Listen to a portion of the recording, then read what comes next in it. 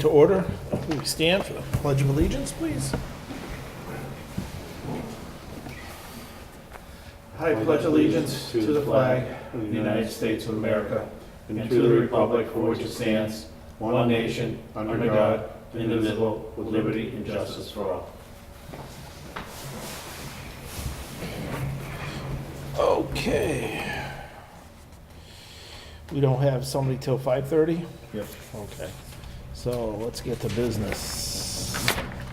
Departmental reports, I guess, we'll start with.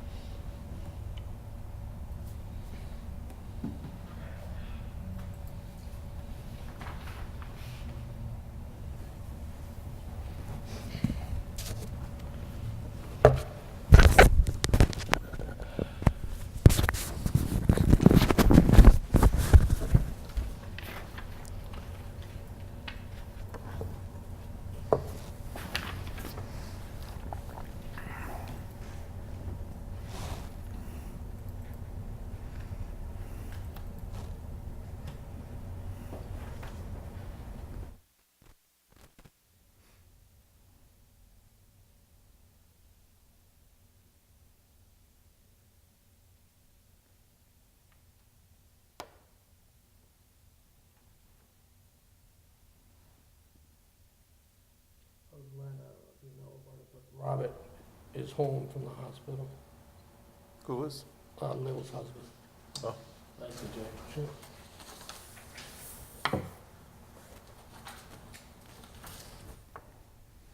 You may know it already, I just didn't know if you did.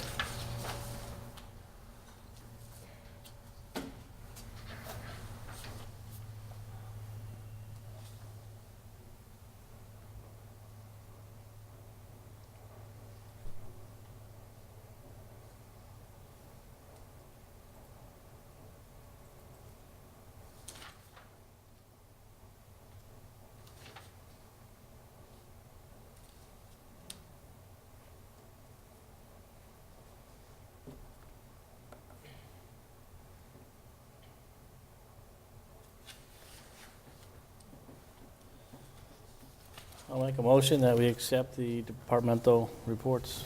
I will second Glenn's motion. All in favor? Aye. Any opposed?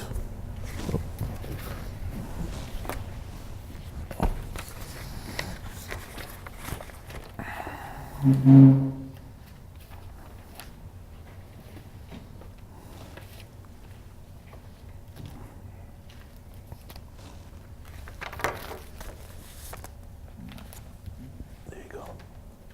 No.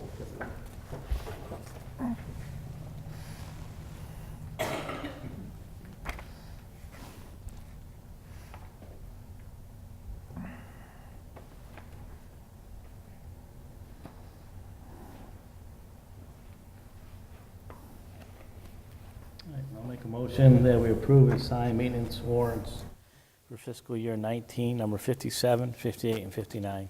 I'll second Glenn's motion. All in favor? Aye. Any opposed?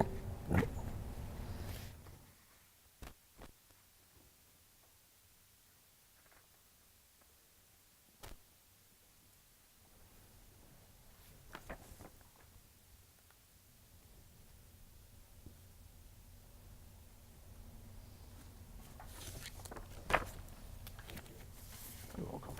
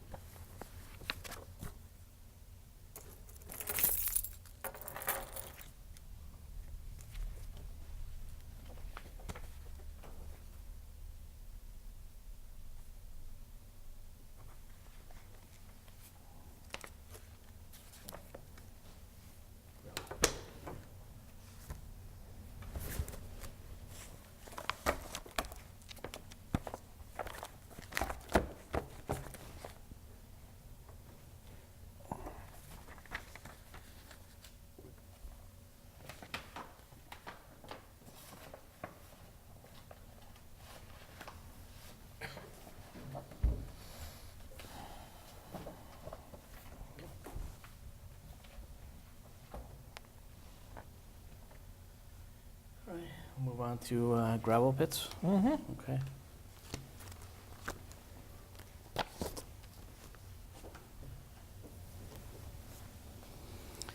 We have a gravel pit renewal for Leon Chartier, Chris Chartier, and Greg Orland of 232 Bachelor Street, Granby, Mass. 01033.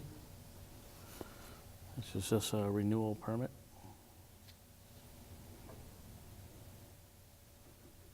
That's the same as past year, right? I'll read it, I'll go over it if you want me to go over it.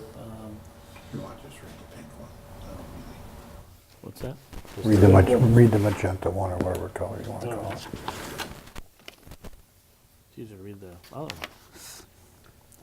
It's for earth material removal on Bachelor Street within the following conditions. A minimum of 30 feet, a 30-foot buffer zone shall be maintained between any excavation and adjacent property. Said buffer zone shall remain in a natural state with no debris or excavation material placed thereon.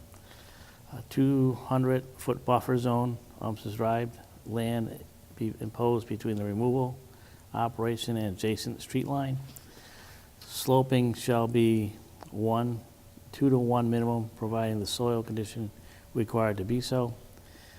Number 4, the sloping, looming, and seeding operation to be an ongoing process as the pit is being excavated so as far not to cause erosion.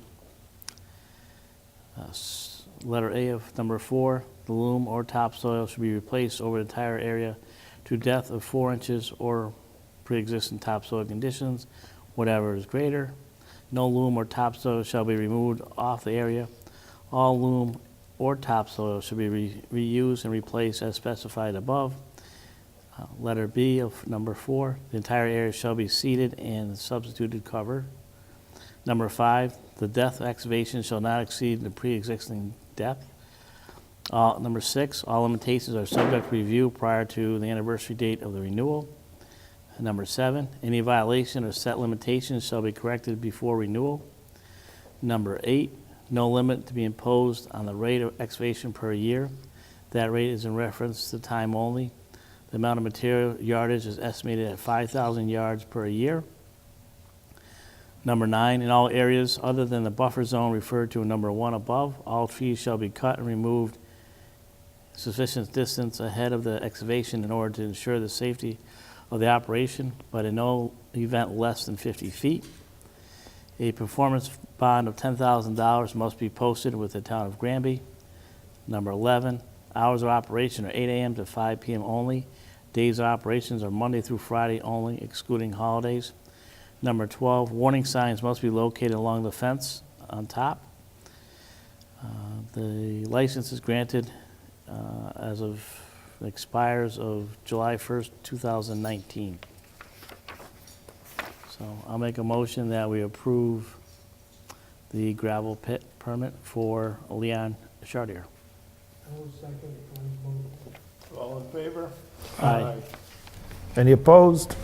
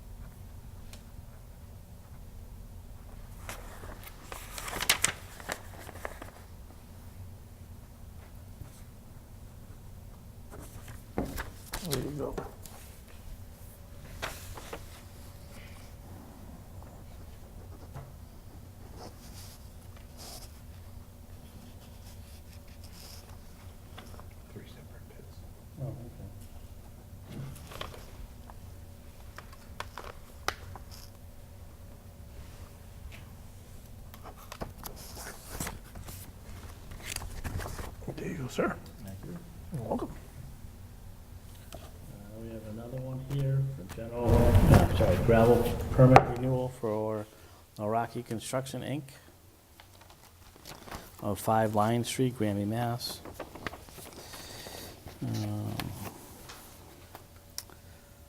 The license is for, number 1, for earth material removal operation on 11 Lion Street with the following conditions. Number 1, a minimum 30-foot buffer zone, undisturbed land to be imposed between the adjacent property lines. A 200-foot buffer zone of undisturbed land to be imposed between the removal operation and the adjacent street line. Sloping shall be a ratio 2-to-1 minimum, provided the soil condition require it to be so. The sloping, looming, and seeding operation to be an ongoing process as the pit is being excavated so as not to cause erosion. Letter A of section 4, the loam or topsoil shall be replaced over the entire area of depth of 4 inches or pre-existing topsoil conditions, whatever is greater. No loam or topsoil shall be removed off the area. All loam or topsoil shall be reused and replaced as specified above.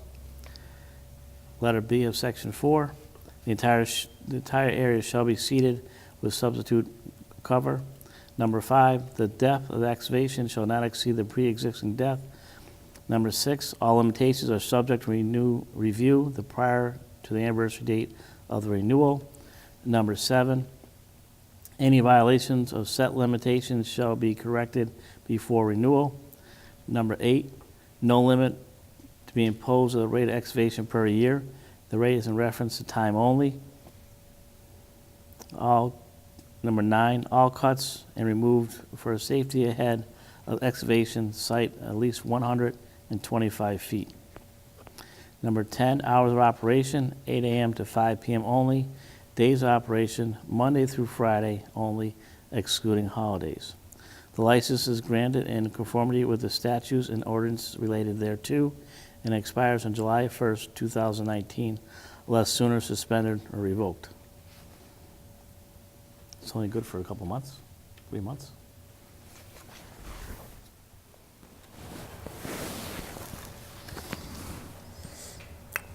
Yeah, these run from July to June, yes.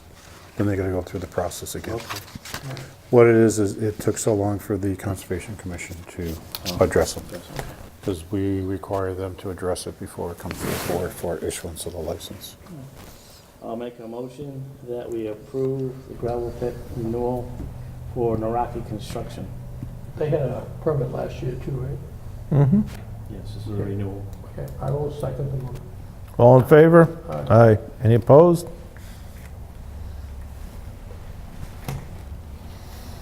There's also 2 other ones for Naraki too, so.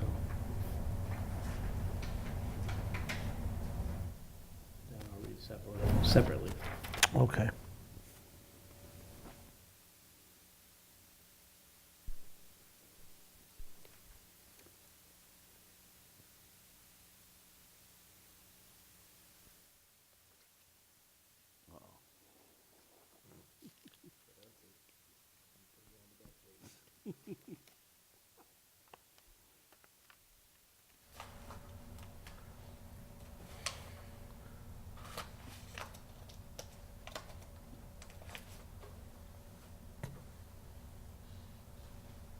I don't think I'm supposed to sign it, it's just an extra one.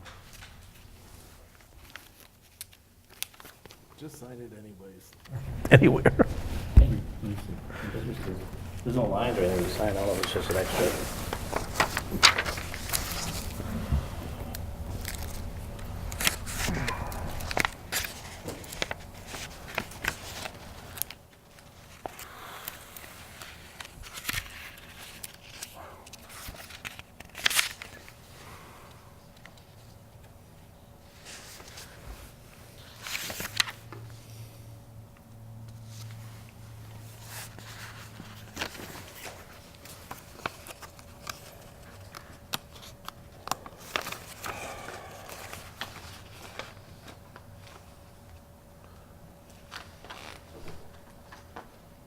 Kathy, do they have to sign the conditions or the checklist, bylaws? Okay. Three papers they should be signed. Well, you got 4 stickers. No? You added an extra sticker. I did, just for you. I know, I figured you wanted to confuse me. Well, the first one didn't have this. They had them all before, this paper. Oh, wait. This one. Yep. 1, 2, 3. Okay, so I don't have to sign the back That, of this? no. Okay.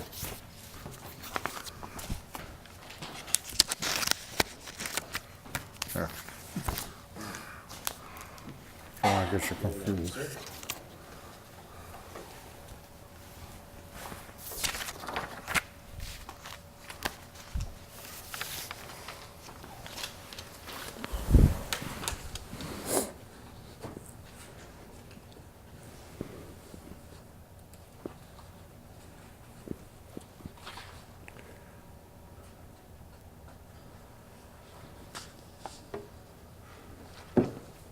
Sir?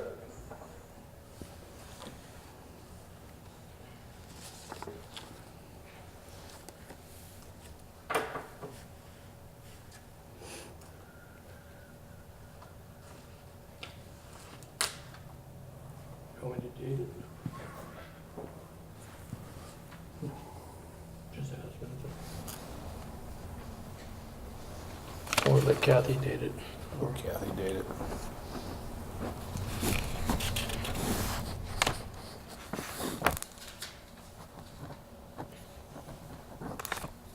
There's no date on either one. All right, moving right along. Another gravel pit renewal permit for, again, Naraki Construction Company. These are all different gravel pits locations. So, let's see, it's Lion Street at the north side of Hamden, Hampshire County line. For removal of earth materials on property located on Lion Street and the north side of the Hamden, Hampshire County line with the following conditions. Number 1, a 30-foot buffer zone, undisturbed land to be imposed between adjacent street lines. Number 2, a 200-foot buffer zone to be of undisturbed land imposed between the removal operation and adjacent street line. Number 3, sloping shall be 2-to-1 ratio minimum, providing the soil conditions required to be so. Number 4, the sloping, looming, and seeding operation to be an ongoing process as the pit is being excavated so as not to cause erosion. Letter A of Section 4, the loom or topsoil should be replaced over the entire area to the depth of 4 inches or pre-existing topsoil conditions, whatever is greater. No loom or topsoil shall be removed off the area. All loam or topsoil should be reused and replaced as specified above.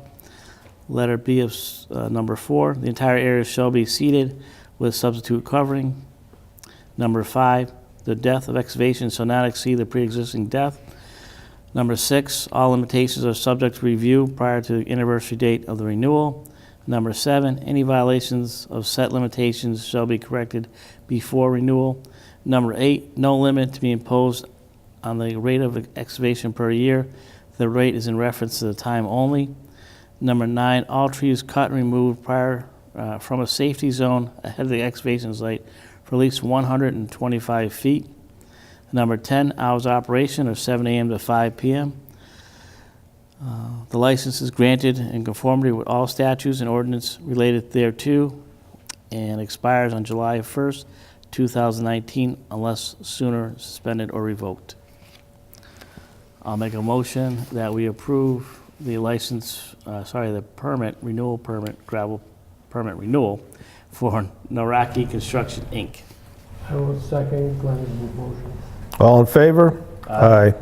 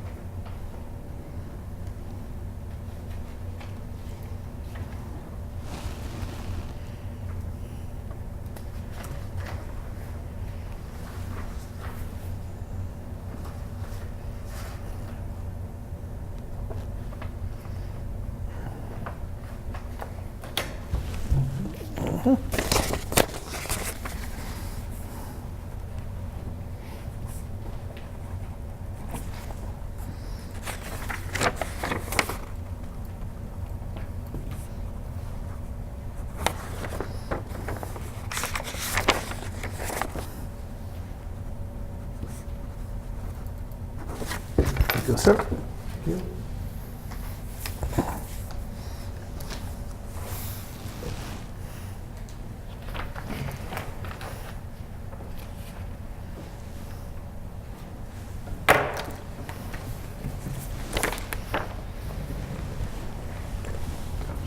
That's all right.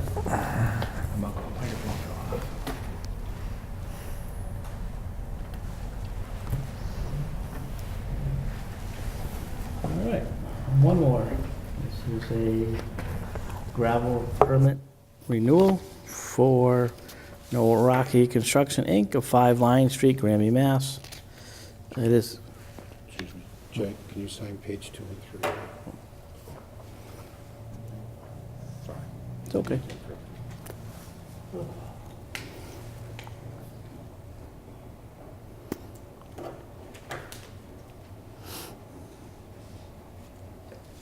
Thank you. You're welcome, sir. All right, so again, it's a gravel permit renewal for Naraki Construction, Inc. for earth material removal operation on Carver Street with the following conditions. A minimum of 30-foot buffer zone to undisturbed land and to be imposed between adjacent property lines. A 300-foot buffer zone of undisturbed land to be imposed between the removal operation and adjacent street line. Number 3, sloping shall be a ratio of 2 to 1, a minimum, providing the soil conditions require it to be so. Number 4, the sloping, looming, and seeding operation to be an ongoing process as the pit is being excavated so as not to cause erosion. Letter A of number 4, the loam or topsoil should be replaced over the entire area to the depth of 4 inches or pre-existing topsoil condition, whichever is greater. No loam or topsoil shall be removed off the area. All loam or topsoil should be reused and replaced as specified above. Letter B of number 4, the entire area shall be seeded with suitable cover. Number 5, the depth of excavation shall not exceed pre-existing depth. Number 6, all limitations are subject to review prior to the anniversary date of the renewal. Number 7, any violation of set limitations shall be corrected before renewal. Number 8, no limit to be imposed on the rate of excavation per year. This rate is in reference to time only. Number 9, all trees cut and removed from the safety zone ahead of excavation site for at least 125 feet. And number 10, hours of operation are 7 a.m. to 5 p.m. This license is granted in conformity with the statutes and ordinance related thereto and expires on July 1st, 2019, unless sooner suspended or revoked.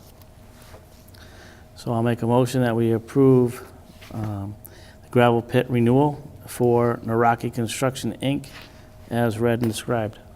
I will second Glenn's motion. All in favor? Aye. Any opposed?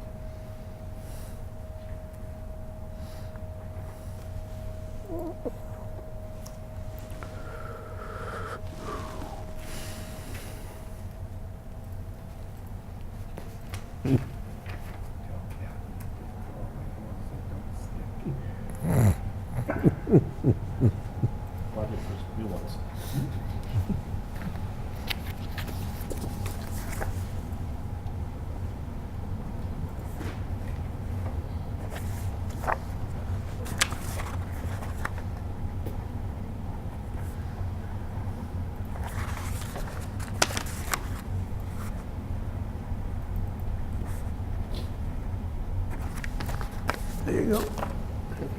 You're welcome.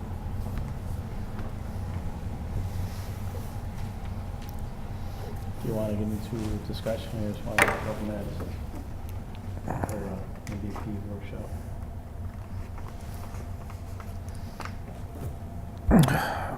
How long is discussion's gonna take? Well, I can do the special town meeting, that'll be a quick one. Did you resolve that fire engine No, purchase? not yet. Did you do that proposal for Keith Lincoln? For who? Keith Lincoln for Route 202? I didn't do a lot today because I was with the finance committee for 4 hours, I didn't know. I wasn't here all day. so I can do this real quick one. Now, this is a draft town meeting warrant, just so you know. Special town meeting warrant. It's consisting of 8 articles. First article has to deal with renaming the I-2 zone from Industrial District Limited Landfill Solid Waste Management and Recycling Use to Limited Industrial District. Article 2 is basically dealing with Section 3 of the use regulations. There was a change in the how to clarify the definitions that are used in Table 1. Table 1 is being changed to reflect the, by putting in a bylaw number column, and there were also some changes made to the standards and conditions in the table. Section 3.2, dimensional and density regulations, there was a change in a reference to a bylaw, I believe. 3.3, I think, is changed. That's no longer being put in there. Article 3 has to deal with changes made for single-family dwelling on estate lots. Basically, Section 5.41, existing language is being taken out and inserting no more than 2 estate lots may be adjacent to each other on the street line without site plan approval. Additional estate lots up to a total of 5 consecutive estate lots require site plan approval. Article 4 is to insert a new section in the zoning bylaws regarding business estate lots. If you go and look at the existing language, this pretty much reflects what was put in for residential dwelling estate lots. The only change is this one is allowed in GB mixed use industrial and limited industrial districts versus residential, single, residential multi, and village center district. Article 5 is to create a new bylaw number, which is referencing the business estate lots. Okay. Article 6 is to amend the definition of special permits under section 6.2 by striking the current language and inserting the definition of special permit granting authority shall be in accordance with Table 1 Schedule of Use regulations. Article 7 deals with the putting in a new subsection under 5.99, large-scale ground-mounted solar voltaic installations. It's what was the Board of Selectmen had forwarded to the Planning Board regarding the moratorium to be put into place. Article 8 is from the School Department. Basically, they had a $11,207.92 bill from the Mass Association of School Committees that was not paid back in 2016. They tried to put it in for payment this year. We rejected it, so therefore they have to go and get permission for payment of a prior year bill. And that's it.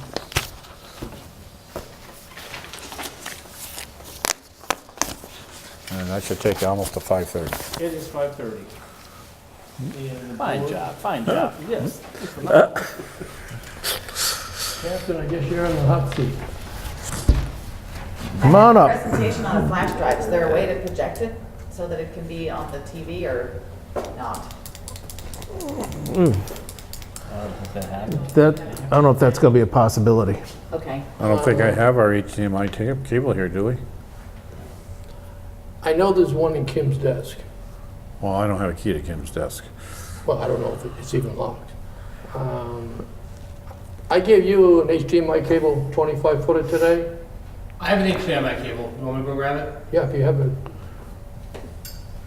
Otherwise, I could email it to you later, but it wouldn't be live. Keep going. You can use mine. I'll just set it up for you. So that way it'll be able to project there and you can. Yeah, we'll put it on. You want to recess the meeting while We can do that. we're setting up? Take a 5-minute recess, 10-minute recess. I'll make a motion that we take a 10-minute recess at this time. I will second Glenn's motion. All in favor? Aye. Back to order. Right now, we have whom? Catherine Rattay from the Pioneer Valley Planning Commission. Thank you very much. So thank you very much for the opportunity to come and be a part of the listening session for the Town of Granby's municipal vulnerability preparedness work. The listening session is the last piece of the municipal vulnerability preparedness process that the town is going through. So the Municipal Vulnerability Preparedness Program is an initiative from the Commonwealth of Massachusetts. It's an initiative of Governor Baker and his administration to help all of the 351 cities and towns in the Commonwealth to manage risk. It is a planning grant that the town of Granby secured to undertake this effort, and it makes the town eligible for significant funding for action grants once this whole process is complete. The Municipal Vulnerability Planning Program is a unique program in that it is a community-driven process that brings the key stakeholders in the community together to identify strengths and vulnerabilities related to our changing climate. And again, the purpose for the project in the town of Granby was to share ideas about climate change, to get certified as a community so that the town will be eligible for the implementation, the action grants. Last year was the first year that the Commonwealth had the MVP program, and they offered grants of up to $400,000 for implementation. This year, due to the demand and the request from so many municipalities in participating, they have increased the action grants up to $2 million. So it's a very responsive program that Governor Baker is extremely excited about and his staff are invested in. And again, it's exciting because it's municipalities identifying your own problems and then telling the state what you need with respect to managing risk related to our changing climate. The basic process for the workshop is following this community resilience building process where, again, the community comes together, identifies vulnerabilities and strengths, identifies ways to overcome vulnerabilities, build on strengths, and then develops a priority action plan. Here is an image of some of the people who were at the workshop. It was an invitation-only workshop based on people who serve the community on boards and committees, as well as professional staff and key leaders from the private sector. Before and during the workshop, the staff from the Pioneer Valley Planning Commission worked with representatives from the community to identify some of the top weather hazards that the community is facing. And these were affirmed at the workshop. And again, these are the aspects of the changing climate that are affecting the town right now. People were talking about severe winter weather, including snow, ice, blizzards, and wind, hurricanes and tropical storms, again emphasizing the wind, the flooding, and the heavy rain. Flooding in general, localized flooding, stormwater flooding, and then wildfires and brush fires. Now, these again are the natural hazards. As you will eventually see throughout the workshop, concerns about the quality of water and drinking water in the community also emerged. The water quality concerns are related to the fact that over 90% of the population relies on private wells. The town is now working with scientists from the University of Massachusetts and has documented the rising groundwater table in the community. In the past, there have been issues with polyfluoroalkyl substances, otherwise known as PFAS, and as I'm sure you've heard, there were wells at the East Meadow School which tested positive for PFAS. Those wells have been taken care of. They were redug. There's a supply at a far greater depth, and the wells are being monitored. But these are concerns that are facing the community right now. In addition, the legacy of a farming community, there's some concerns about pesticide use. Some of the other concerns that were identified by the stakeholders at this workshop relate to the electrical distribution system. As you all know, in the town of Granby, you have many large-scale solar developments. Before these developments came into the community, there was a great deal of surplus capacity in the substations that National Grid has in the community. When the solar was installed in large quantities, the surplus was removed to make room for what was being produced. And now, unfortunately, National Grid will no longer put any money into upgrading the station. So concerns about the electrical distribution system emerged over the course of the workshop. Another category of concerns that came up through the workshop were communication. Now, this community has an extremely effective reverse 911 system in place, but the problem is that you have to sign up for the alerts. So we'd like to take this time right now for people who are not signed up with the reverse 911 system. You can sign up by going to the granbypd.org website, which you can see on your screen. It's www.granbypd.org. And then you will see an image like you see on the screen right now that says Code Red. If you click on that, then you will have the option to sign up for the reverse 911. Some other concerns that came up at the Municipal Vulnerability Workshop were related to social isolation from residents who may be aging in place without close neighbors nearby. And again, the stakeholders at the workshop recognized the need to publicize the wellness check program that the community runs, which is also very effective, but again has an opt-in system. So if you're not in that system, you can learn about it at this Council on Aging or Senior Center. Another need that was identified was the need for improved community gathering spaces and an increased diversity of communication methods. As we saw at the beginning of this presentation, flooding is a concern in the community. The people who were at the workshop noted that flooding has gotten much worse in recent years. Some examples are places like Dufresne Park, that the water used to pool for a very short time and then dissipate. Now it can stand like a pond for several days. People also have noticed flooding on State Road near School Street and the McDuffie School, which again is not something that has happened previously in the community. Some of the flooding is related to increased severe weather, and other aspects of flooding in the community that were raised at the workshop have to do with undersized culverts or culverts that are in disrepair and that can't handle the increased intensity of rainfall that's happening as a result of our changing climate.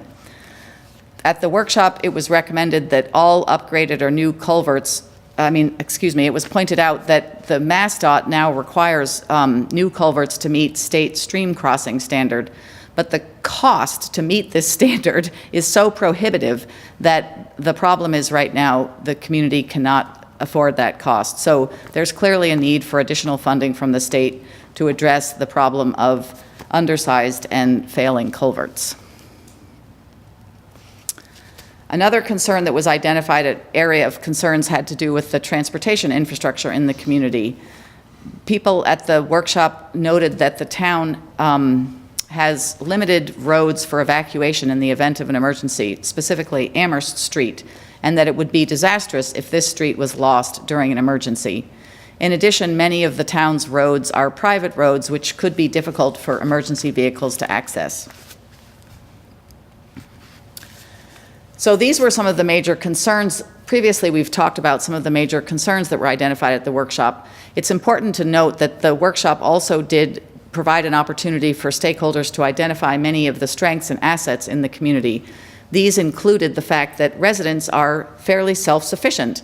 Many homeowners and people who live in the community have backup generators, they have access to wood stoves, well water, and are very well able to shelter in place for extended periods of power outages, and that's been proven in the past. Another strength is the community is very well connected, people know one another, and the town has charter days that brings residents and business owners together once a year for several days to meet and spend time together. In addition, the town has the McDuffie School, which contributes to tax revenue and is also located on the edge of the Westover Air Force Base. And again, as previously discussed, the stakeholders mentioned the robust services that are available for seniors in the community. Some additional strengths and assets that were highlighted in this workshop is the fact that the town is home to a large amount of forest land that protects the town from runoff, it captures carbon, and it helps to clean groundwater. As a natural filtration, trees serve that function. In addition, there is adequate shelter space available in the case of an emergency where people needed to actually be sheltered outside of their homes. This space is available at the high school and the senior center, and the East Meadow Elementary School is being transformed into a shelter space. The town is also home to 4 churches, which were identified through the workshop as very active in the community in places that build a sense of community. And finally, the schools in Granby attract families with school-aged children, and there's a very active parent-teacher association that helps people to be connected to one another. It's well documented that communities where people know one another tend to be more resilient because people look out for one another in the event of disasters. So those were the basic aspects of the output that came out of the Municipal Vulnerability Preparedness Workshop. What you see now is a list of the high priority actions. There were over 25 actions that came out of the work groups at the Community Resilience Building Workshop. And I think you can see these on the screen, but these are not ranked in order of priority, but this whole page has to do with high priority actions, and then there are medium and low priority. So some of the high priority actions include what we've already heard in terms of concerns. So addressing communication. We already talked about the need to make sure that everybody signs up for reverse 911. So that's a high priority. Some of the ideas were to boost the effort by engaging with the Parent-Teacher Association, using light-up signs to advertise it. Hopefully everybody who's watching right now is going to go to the Granby Police Department and sign up for Code Red. The second priority action is to create an economic development plan that promotes industrial and commercial development to share in the tax burden in the community. The plan should address the impact of the extension of sewer and water lines up Route 202. A third priority action is to consolidate the town government buildings and build a new senior center at the site of the old school. These actions fall under the category of community and economic development. With respect to infrastructure, the fourth priority action is to add sewer to parts of town where especially vulnerable populations live, tapping into the United States Department of Agriculture and state revolving loan fund resources. A fifth action is to increase funding for infrastructure maintenance, and again, with a focus on culverts that are failing or that need repair or that are undersized. The next action in the general infrastructure category is to install a water and sewer system along State Highway 202 that would provide amenities to residents and businesses throughout the town. And these services should be available to vulnerable populations and should reach all the way to the McDuffie School. The next 4 actions fall under the category of water infrastructure, and the recommendation is to ensure higher design standards for managing stormwater and impervious surface and develop a committee town checklist so that no more problems arise. The next recommendation is to design and construct new culverts, starting with the one on Amherst Street, and continuing to address all culverts over time.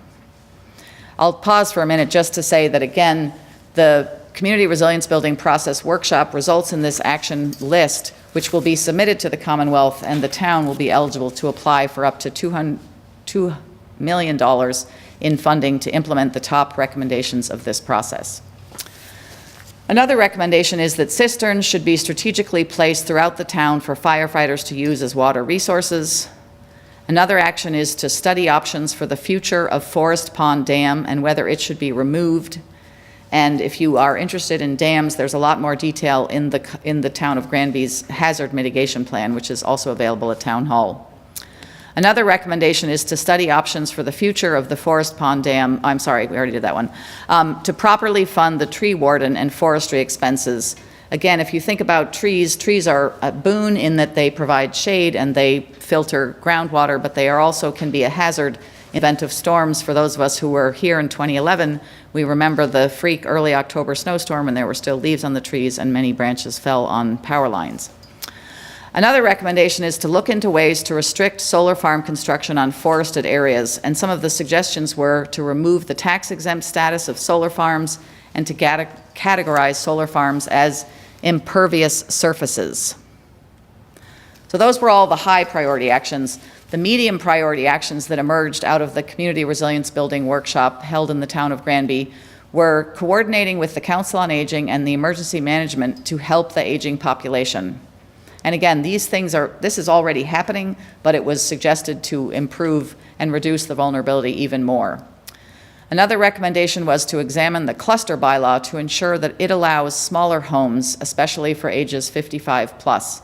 And again, this has to do with making sure that people can afford to live in the community over time. Another recommendation was to hold a joint conservation committee with the Department of Public Works meeting to review stream crossings, the culverts or bridges, and prioritize for repair and funding, comparing notes on the condition, public safety, and habitat values. You can see that some of these recommendations have some in common and could perhaps be consolidated. Another recommendation is to get information from the Massachusetts Department of Conservation and Recreation to determine the status of the dams and compliance, and work with the Office of Dam Safety to ensure public safety, including the town-owned dams. Another recommendation of medium priority was to create a park improvement plan for Dufresne Park that addresses beaver damage, erosion, the dam, and stormwater management. And then the last medium priority action is to have greater public protection of the forest in order to keep the drinking water supply viable and pure. And again, there was a previous recommendation about fully funding the tree warden. Finally, there were 5 low-priority actions that include conducting an analysis of private roads to assess whether solutions to ongoing problems are possible, to analyze the grid, the electric grid, and determine whether Granby should start its own utility company, which would be separate from the Board of Selectmen, to conduct a study of the emergency road access to ensure that emergency vehicles can access all parts of the town safely, to conduct a water quality and drinking water study to identify problem areas and causes while educating the public, particularly vulnerable populations who may not know about the dangers of not testing their water, and then finally to properly address street trees and the condition of trees. So that's the laundry list of all the actions. At the workshop, the participants there voted through a dot voting process on the top recommendations that they think the town needs to act on immediately. And again, there is an opportunity right now to apply for up to $2 million in implementation funds. So and again, these are not ranked in order, these 6, but they're the top out of those 25 that I just read through. So one of them is to, as you all know, secure safe water and sewer resources for the town by extending the water and sewer lines up Route 202 to the McDuffie School, and this could include exploring a natural gas pipeline. A second top recommendation is to properly fund the tree warden and forestry expenses. A third one is to provide more funding for road infrastructure and maintenance to address the failing undersized culverts and related flooding danger. Another one that won't cost any money really is just time, is to work on creating better town board and committee coordination to mitigate problems, particularly in reference to the permitting of the Route 202 project, to improve communication. And then the last 3 are to promote economic development to increase the tax revenue of the town, potentially by hiring an economic development consultant to work on an economic development plan in collaboration with the community. Again, is what you're already working on, to consolidate the town hall and government offices in the West Street location. And then finally, hire a consultant to update the zoning bylaws in the town. As I said, the Commonwealth is now offering action implementation grants to municipalities that have completed the Community Resilience Building workshop process. Granby has completed that. The listening session is the final piece. The plan will be submitted to the Executive Office of Energy and Environmental Affairs, and you'll have the opportunity to apply by April 19th of this year. There will also be a second round of action grants advertised in the late summer or fall of this year. So if the town isn't ready to go by April 19th, you'll still have a couple more months to apply again. And the commitment from the Commonwealth is annual implementation rounds. Some of the categories for the action grants are doing a more in-depth, detailed vulnerability and risk assessment. What the town has gone through right now is a very important process that stakeholders have been involved in, but it's been based on some new climate data from the Commonwealth, analysis of existing plans and studies in the town, and the knowledge of the people who participated. But there could be a need for a more detailed vulnerability and risk assessment. Some of the other things that have been funded by the Commonwealth are enhanced public education and communication, development of local bylaws, ordinances, or plans, or other management tools or devices that would be useful. You can see examples from other communities around the Commonwealth. Other things that communities have used the funding for are retrofitting projects, ecological restoration and habitat management to increase resiliency,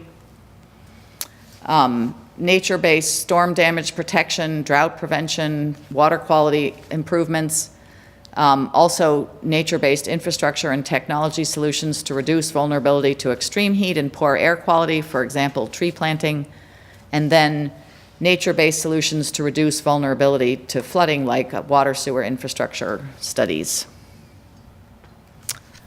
A winning MVP action, these are some examples, again, of projects that have been funded around the Commonwealth, where the Commonwealth has indicated a priority for nature-based solutions to reduce risk and manage extreme weather events. Some examples are things like a drainage model and conceptual strategies, designing with nature for the city of Northampton, retrofitting a parking lot to reduce the urban heat island in the city of Cambridge. And then also there's an opportunity to include nature-based solutions to follow on project phases. So in Belchertown, they did a townwide road stream crossing assessment. In Newberry, they're assessing the storm energy reduction by the vegetated salt marsh plat. And then in Peabody, they're looking at the watershed flood mitigation and water quality improvement. So that's the end of the presentation. I don't know, Jay, if you have anything you want to add about the workshop, but it was a very successful workshop, and there is a draft report of the workshop that is being reviewed right now by the town, and it will be finalized and again submitted to the Commonwealth for certification by the state. The only thing that I'll add to embellish on what you did, when you're talking $2 million for the MVP, that's not for one project. You can have multiple projects, not just one. You could submit 1, 2, 3, 4 different projects, but you can't exceed the town of $2 million. And there's an offset there of 25%. The town's gonna pay 25%. So basically you gotta pay $500,000 and you get $1.5 million as far as the offset goes. So we're looking at Route 202 right now is 1.2 million for doing the water line. That still leaves us $800,000 more that we could put in for culverts or anything else the people in the town deemed a high priority. But again, the threshold is $2 million on the MVP grant with a 25% offset for multiple programs. When I met with the Lieutenant Governor, one of the things she says that we can do, and I don't know if you've been told this or not, Catherine, they're going to allow us to combine grants. We cannot use one grant as an offset, but we can combine different grants to do a larger project, as long as we meet the offsets of each individual grant. Make sense? Well, if you have enough money to do one particular thing, you could get 2 different grants for it. Sure. As long as you have the money for offsets, yes. Well, yeah, so it made sense. That's what it means, right? Right. Okay. But I say, when they say $2 million, they're really giving you 1.5, but you've got to put in 500,000. That makes the 2 million. But you can put in for as many projects as you want. Like Pelham, they put in, what, 5 or 6 projects last year? Right, so you might have a small project like improving communication that's 25,000. You know, you can do that. You can have couple hundred thousand. You can have $1 million project. But combined, they all have to no more than $2 million. Right, for the MVP. With but- the 25% match that I'm glad you mentioned. And the match can be in kind. Yes. But yeah. Depending on what the grant states. Right. So there is a lot to go with this program. We are working towards it. And as Catherine says, we are well on our way to completing the application for April 19th. Mr. Martin is reviewing the proposal from the engineering company now, and we should have that ironed off.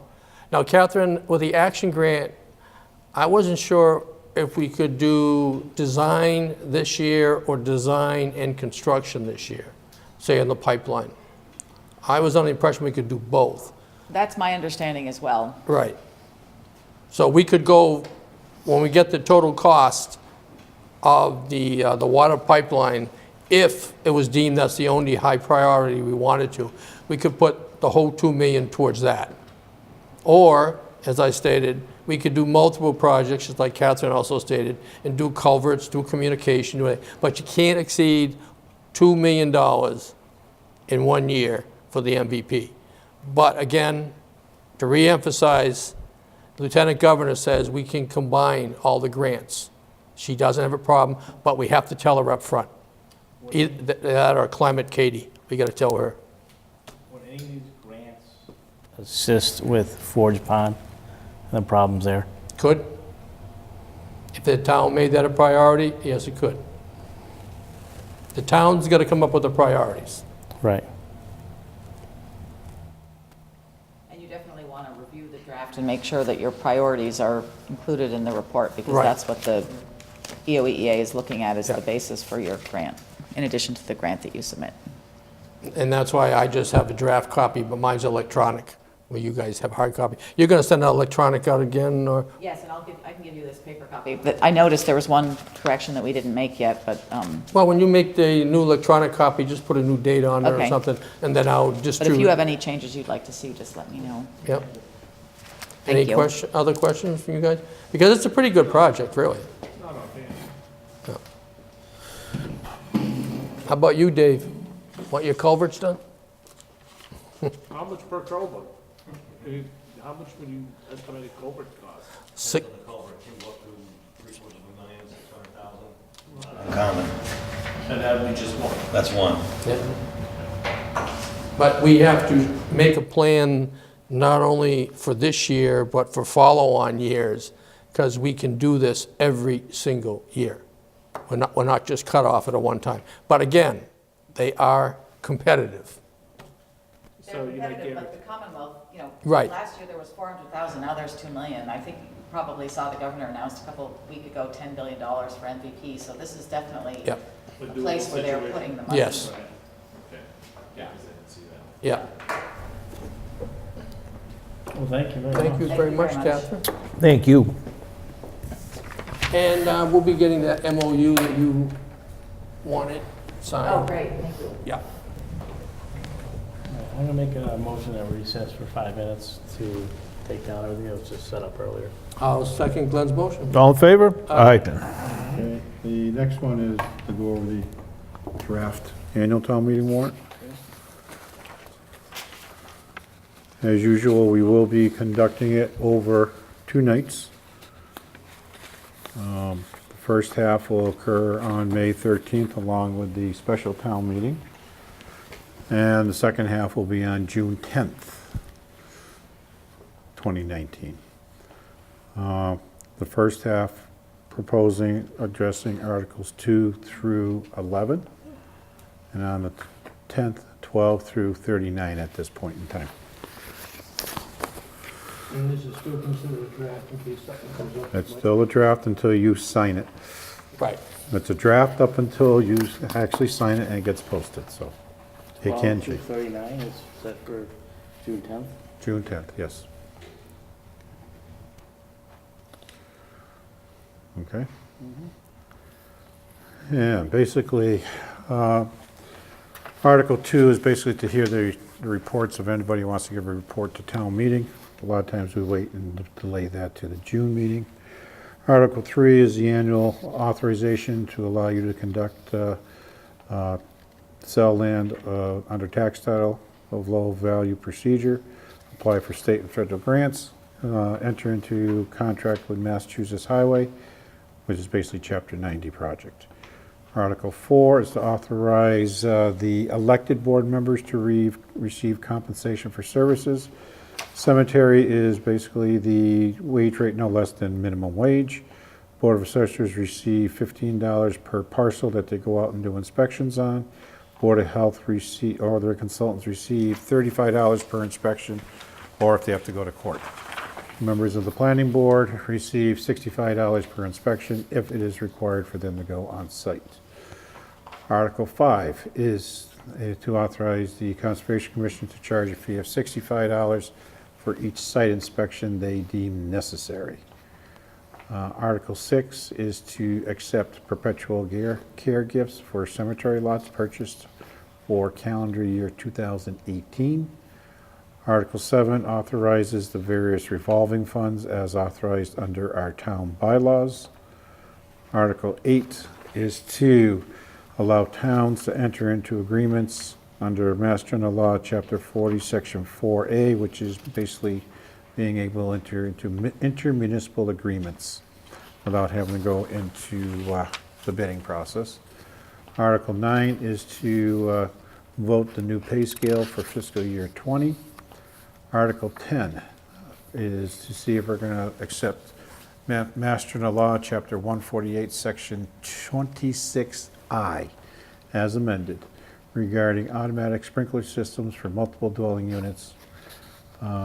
That would be for any new construction. We wouldn't require anything that is currently constructed to have to, Grandfather in. yes. And that will work with the wells? It's not an issue with wells? No, they'll have to put cisterns in Okay. and things of that nature. Okay. Okay. And basically, we're just trying to protect, we don't have that many multiple dwelling units Okay. in town, so basically it's just protect the life of people who will be sleeping there, the way I'm looking at it. Article 11, this one's still under investigation with the town council, to allow the Board of Selectmen to appoint members of the Board of Selectmen to a committee that is both appointed by and is under the supervision of the Board of Selectmen. This is reference to Chapter 268A, Section 21A. I don't know if we have to do specific committees or if we can do it as a general. That's what our town council is currently looking at. Article 12 is to appropriate fire permit fees that were collected during FY19. We can expend that in FY20. Article 13 is our Chapter 90 allocation for fiscal year 20. Article 14 is our annual appropriation for our OPEB liability of $175,000. That's going against a current unfunded liability of $22 million, so it'll take a while to catch up to that one. Article 15 is basically, I'm looking at $9,000 right now to be raised through tax levy for the purpose of funding the revaluation of town property. That occurs about every 6 years, I think it is. Article 16 is, again, I want to raise from tax levy $52,000 for the purpose of demolishing a tax foreclosure structure. This one is located out on New Ludlow Road and is a potential liability for us. So we want to take it down and smooth the ground so we eliminate that abandoned structures liability. Article 17 is from tax levy, appropriate $100,000 to fund the cost of bond counsel, printing, and issuance cost for the water main project bond. Article 18 is $10,000. About every 5 years or so, we have to raise additional costs. This is the cost for counsel associated with foreclosing on property that is in tax title. Article 19 this is a progressive type of article to be raised from tax levy. $200,000 for the purpose of funding inspection, repair, and/or replacement of the town's stormwater system. You know how we were talking about the culverts throughout town? This is to be able to go through and start inspecting them. We've been having some that have been collapsing. We had the one on Pleasant Street that collapsed last year. We had one that started to collapse, I think, on High Street. Yes. I think it was. So what we want to do, these pipes are so old, we want to start being able to inspect them and put a replacement plan in place. Article 20 is to pay for tuition for students attending Smith Folk and Agricultural High School. Article 21 is $30,200. This is a request from the school to purchase maintenance equipment due to the elimination of shared services. Now, I- earlier, the 11th March meeting, they said they had enough money to cover that. Yeah, but they also asked if I'd be willing to put an article, so we have to make sure that that's taken out of their budget if we're funding it here. Oh, Does so it- it's gonna come out. It has to come out of there. I'm not gonna double fund it. Well, that's why I'm asking the question. Because I believe under the 277,000 that they talked about, there was $25,000 in maintenance equipment. One was a mower, Yes. and I forgot what the other 10,000 was. It was Well, they had- 15,000 for a mower and 10,000 for something else. They had $345 per weed whacker. Well, no, this, Oh, this the is- issue I'm having here is Okay, the 30,200, there's been a statement made to me that they currently have weed whackers, they currently have a backpack leaf blowers, and they currently have a self-propelled walk-behind Cub Cadet mower so they're not, to mow around the building and the play area and stuff, so they won't need the rider mower. oh, okay, so it's changed since the last thing you showed me. Well, I'm addressing it with them. Oh, okay, I'm you're working, I'm finding more information that will be addressed okay. with them. Article 22 is $44,900 for the marked cruiser. I'm going with the lower amount, Jay, because we have that permission for 1 year to go with the Yes. gas-powered versus a hybrid. And we have it in writing from Mass DOER, so we won't get a violation. Article 23 is $227,000 for purchase a dump truck for the highway department to replace a vehicle that's outlived its usefulness. Now, Chris, just one quick question on this, all this capital equipment. I know you and I kind of talked on the side. Is there any kind of documentation to show on how much it would cost to repair or overhaul a piece of equipment before we make a decision to buy new? No. No. I think what I want to do is let this occur this year, Jay, Okay. and we'll put this in effect, because due to the... It's so late. Yeah, due to the number of requests that came through this year. Last year, we didn't have any requests, all we had was the cruiser. This year, we got $1 million worth of requests. I am gonna require of all the departments to submit a 10-year capital plan Okay. with projected costs. And then we can implement the issue of how they need to justify why we can't repair versus Right. replacing. Just to let the other two board members know, when I did contracts for the federal government, we had a standard policy. You could not purchase, I don't care if it was a helicopter, a submarine, an airplane, or anything, unless you could show it would cost more than 70% to repair or overhaul it. Because, we need to watch the money, that's all. We don't need to buy everything new when we can just repair it. With the highway department,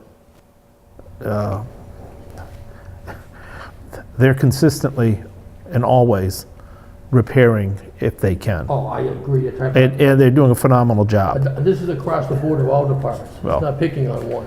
No, I'm just saying, it's one of these things that you say to yourself, I understand what you're saying, Yeah. but you also have to take consideration, you're gonna be rehabbing what?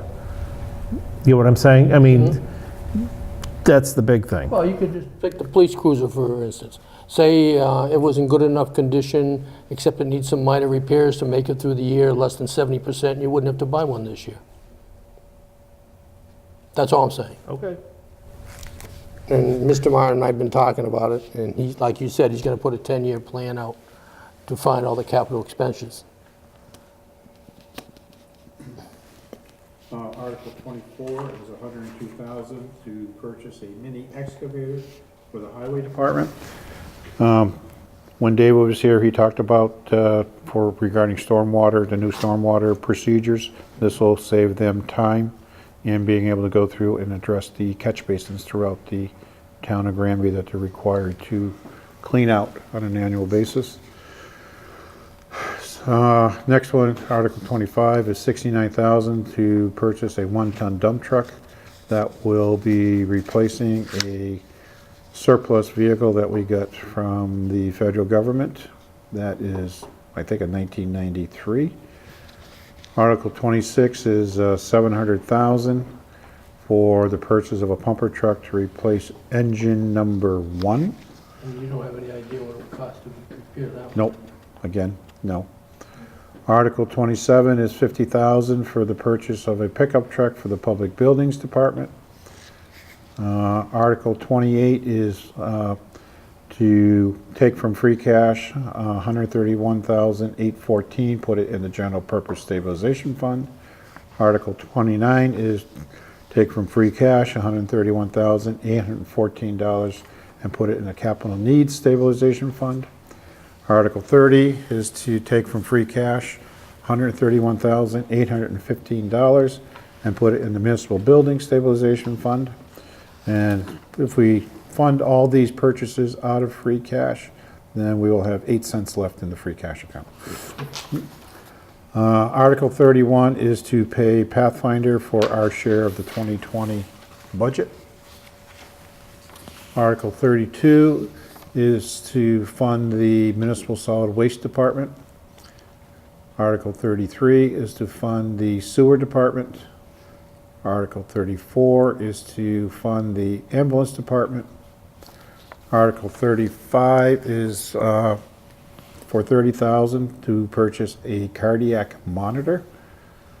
Article 36 will be the regular town budgets. Article 37 will be to transfer from Capital Needs Stabilization Fund $120,000 to pay for the debt that was authorized by the Capital Improvement Committee on prior purchases. Article 38 is to transfer from the bond premiums to be applied $41,061.84 for the purpose of reducing the funding from tax levy. Based upon a conversation with DOR during the free cash certification process for 2019, it was stated to me that we should be taking this bond premiums to be applied, amortizing it over the life of the loan for 25 years. Because I hadn't done it for 18 or 19, I'm taking 3 years worth of that premium and I'm applying it to reduce the amount that has to be raised from taxes to pay the bond payment for FY20. And then Article 30 or 39 is basically to allow the assessors to assess the taxes. Are you gonna go ahead and recommend the new full-time positions? Or when? You were talking about doing a planner or a conservation person, then you were talking about doing... Those were included in the budgets that I presented at the budget hearing. Okay, Okay, those were approved by the board. okay. I met with the finance committee today. I talked about those positions with them today on my first reading of the budget with them.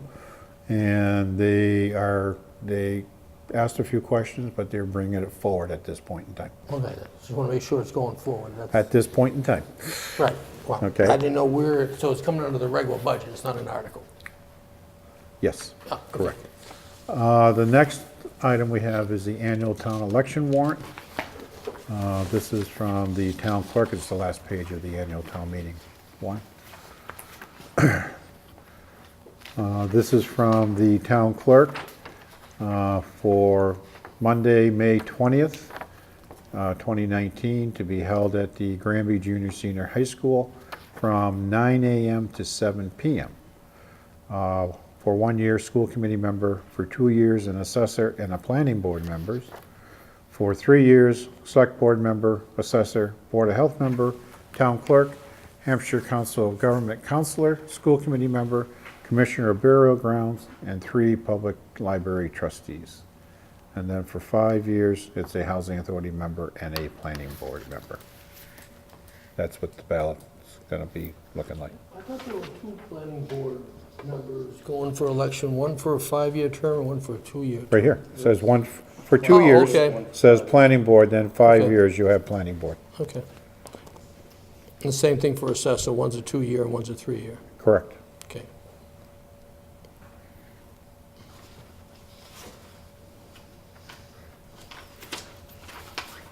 And as you can see, the town clerk is proposing polling hours from 9 to 7. Again, you're gonna have that same comment, I know, Glenn. It's the same thing, and I know a lot of people like to go before they go to work. I Well, think it's only fair. Maybe I'll ask her to give us the counts and see how many actual people go, to see if it's worthwhile. Well, I know it's roughly around the 800 mark, somewhere around that neighborhood, but again, it's being fair to the people that tend to go before work Well, as well, so. I'm just saying, this is what she's proposing. If the board wants to go forward, I could ask her to be here for, or to send numbers in to justify why she's doing only 9 to 7 versus what you like to see is 7 to 7. Is the junior, senior high school gonna be open that day, or are they taking that day off? It's usually open, that day. Right, sometimes they're open and sometimes they're not. didn't I know, just before and seeing a lot of people when they drop their kids off at school, whatever. And then especially now that both elementary and middle school are there as well, I think it's more convenient for people to stop in and vote early in the morning when they drop their kids off, so. I'll make my recommendation when it comes again. So, All right, I'll ask her to forward some data. Go from there. Appreciate that. Okay. Then the other thing I had is I handed out to the board the FY20 budget from the school committee that was received on Friday at 12:36 in the afternoon.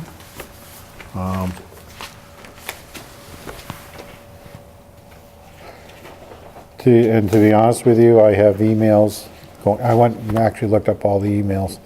I had been requesting the FY20 budget since March 18th of 2019. And couldn't get it.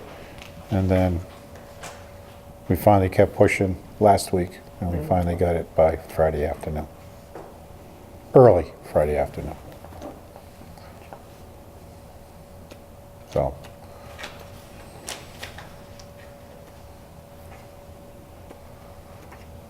are we looking to schedule, I'm not looking to schedule a meeting, a joint meeting with the school committee? There was an email sent out by John LeBear, I believe. I think the board was included on it on Sunday. He was looking for the week of the 16th, April 16th, to do a joint meeting. I think he sent that out around 4 o'clock on Sunday, Yeah, I got it. so. I didn't respond to it because I didn't know what people here wanted to say. Because I didn't have this anyway, so there was no sense even to respond to it. So,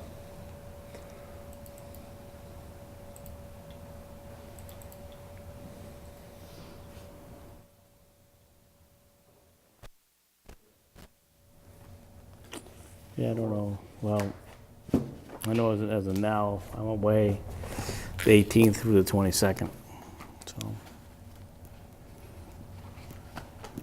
so you have that Tuesday or Wednesday available? Well, I'm here, I don't know if I'm available. Oh, okay. Okay. I'll But those, I'll restate that. if any 2 days, those are 2 days that are an option right now for me, so. 18th April, I already have a committee meeting scheduled, 5:30. I'll have to check my schedule. What was the other day you wanted to do, Glenn? 16th or 17th, he was talking. 16th, I know the 17th, I know for a fact I won't be able to go.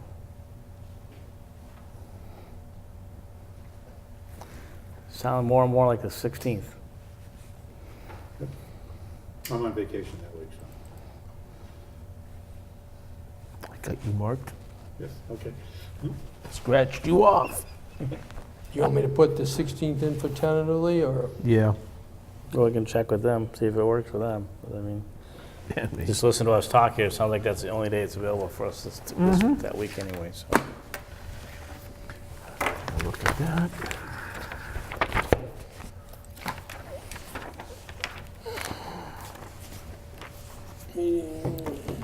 be at East Middle School, I'm presuming. You have any appointments, Chris? Yes, I have. Okay. I received a letter from the Granby Zoning Board of Appeals, from the chairman, requesting that a Anthony Hertos of 551 East State Street, Granby, Mass., be appointed to the Granby Zoning Board of Appeals as a full voting member.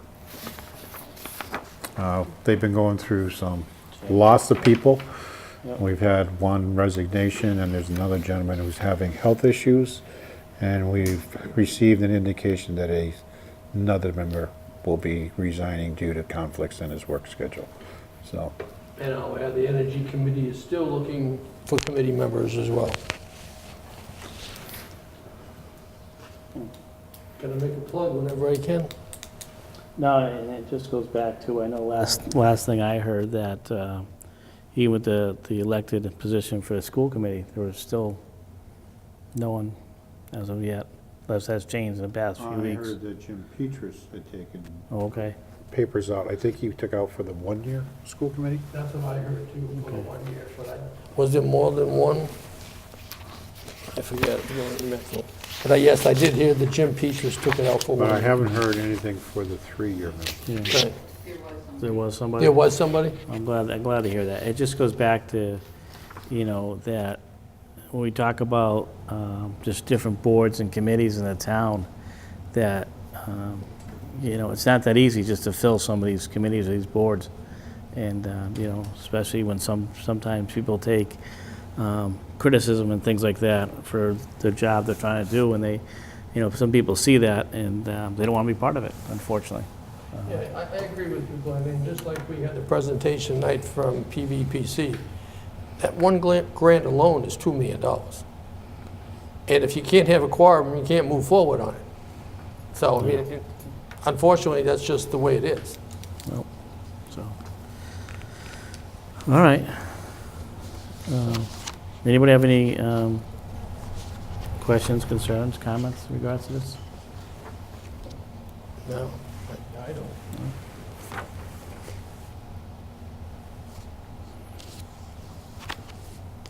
And I believe Mr. Carrier is also talking with another gentleman to see if he's interested. Okay. But we haven't received any confirmation whether he's willing to join or not. I'm gonna have to go visit Jeremy. If he's finding people that quick, I'm gonna see if he can help me find some. Is it Hertos? Yeah. Yeah. Okay. Well, I'll make a motion that we appoint an Anthony Hertos to the Granby Zoning Board of Appeals, effective, will be there Tonight. today, April 1st, 2019. Is that your motion, Glenn? Yes. I will second Glenn's motion. All in favor? Aye. Aye. Any opposed? We sent out we're gonna notice that he's been appointed, but also sent out a thank you letter with that as well. Sure. And then the last thing I have, Jay, you sent this to me today from Pioneer Valley Planning Commission. It's a memorandum of understanding between PVPC and the town of Granby for regional energy planning assistance. And basically, it's a contract for them to supply services under the green communities to assist in the grant application and assist with the annual report preparation. Then we have a non-green community clean energy project management, which has to do with putting out an RFP for the alternate fuel proposal for the high school to get it to go away from oil to some other. Yeah, so we can get those tanks out of the ground before we have a problem with DEP. Yeah. To fuel it. But we don't know what alternate fuel they'll go to. That's So, to be determined. but we do have an RFP that's ready to go. And to assist with procurement activities for approved grant-funded projects, that also goes with the RFQ issue. Yep. And clean energy planning, I believe that is under the alternative fuel one and green communities, And basically. green community. And So, They haven't come out officially yet on the green communities, but what they have been doing in the past is saying 10% of the grant can be used for administrative purposes.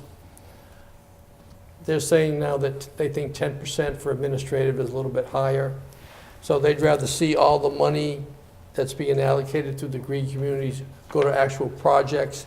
And that's why they're coming out and they're saying, we'll give you this much money for a final report, we'll give you this much money for an application. And then there's no dealing with anything. It is what it is.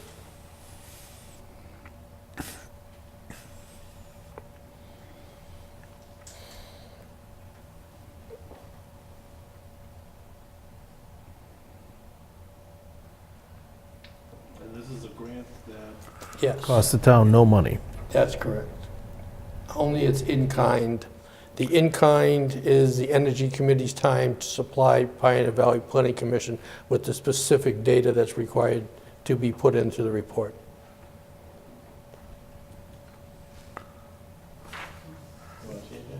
Oh, I sent it to him. I figured as much, so might want to extend the offer. And that will be if you approve it to authorize the chairman. to sign. Okay. Yeah. Okay. All right, well, I'll make a motion that we allow our chair, Steve Shinaki, to sign off the memorandum of understanding between the Pioneer Valley Planning Commission and the town of Granby for municipal energy coordination activities, regional energy planning assistance. I will second Glenn's motion. All in favor? Aye.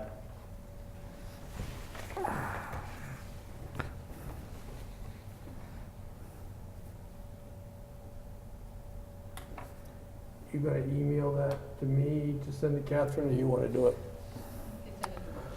Okay. 4-1. Did you sign in the right line? I hope so.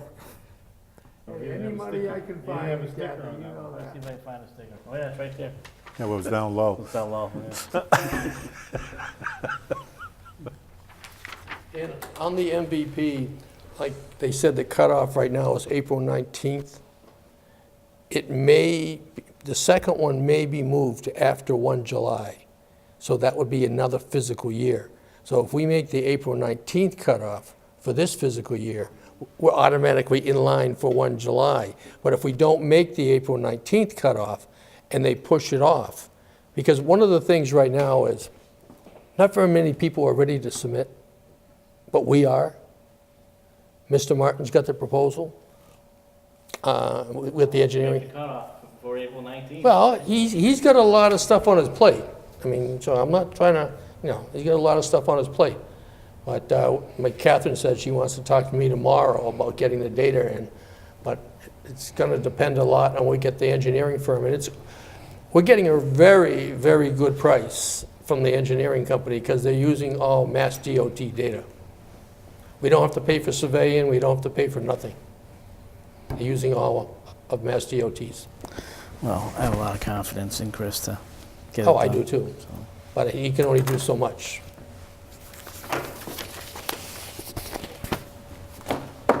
Anything else, sir? No, No? that's it for me. Anybody have anything else? No, I All right. At this time, I'll make a motion that we adjourn. second Glenn's motion to adjourn. All in favor? Aye.